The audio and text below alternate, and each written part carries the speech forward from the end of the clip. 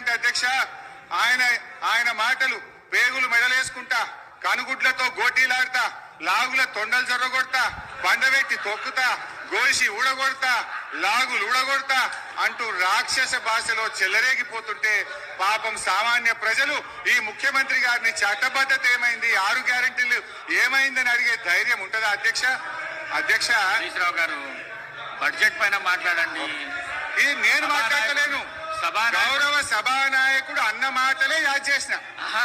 Budget ఉన్నది అది అయితే అధ్యక్ష ఓకే అధ్యక్ష ప్లీజ్ అధ్యక్ష అయితే అధ్యక్ష ఒకరోజు గౌరవ ముఖ్యమంత్రి గారు అల్లూరి సీతారామరాజు గారి కార్యక్రమానికి వెళ్ళారు హైదరాబాద్ లో.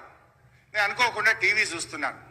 అల్లూరి సీతారామరాజు గారి జన్మదిన కార్యక్రమం అనుకుంటా వెంకయ్య నాయుడు గారు వేదిక మీద ఉన్నారు. ఆ వేదికలో మాట్లాడుతూ వెంకయ్య నాయుడు గారు కొంతమంది ప్రముఖులు రాజకీయాల్లో భాష బాగలేదు,